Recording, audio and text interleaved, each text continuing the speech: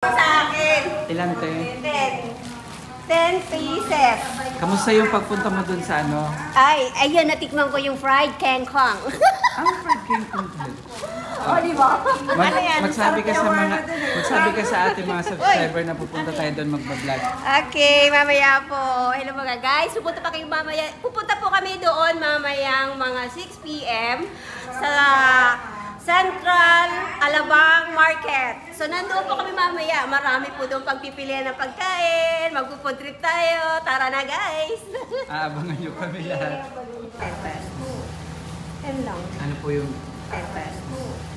10 lang. Ano po yung... 10 pesos lang. Ay,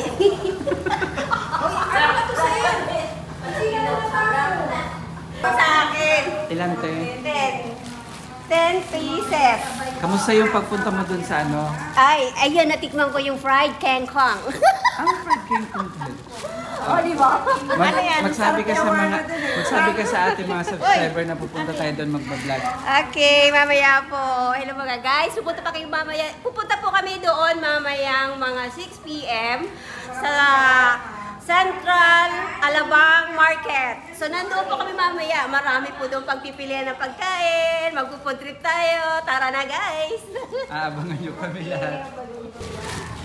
Ano po yung pinagkakabalahan nyo dyan? Ito po, naglulumpia. Naglulumpia ng plastic. Gusto po bumili. Kaya ano po yung ginagawa nyo dyan? Plastic po ng Yakult, sir. Ano po yung binibenta nyo? Yes po. Benta ng Yakult. Benta ng Yakult. Hindi po. Bibigay ng guarantee, sir. Napakaganda po. Ano po yan? Para iwas kalat po yun. Bali ang gagawin natin dyan, mga kalat-kalat. Pero ang pangit naman ng pag-roll din. Maganda na yung sa'yo.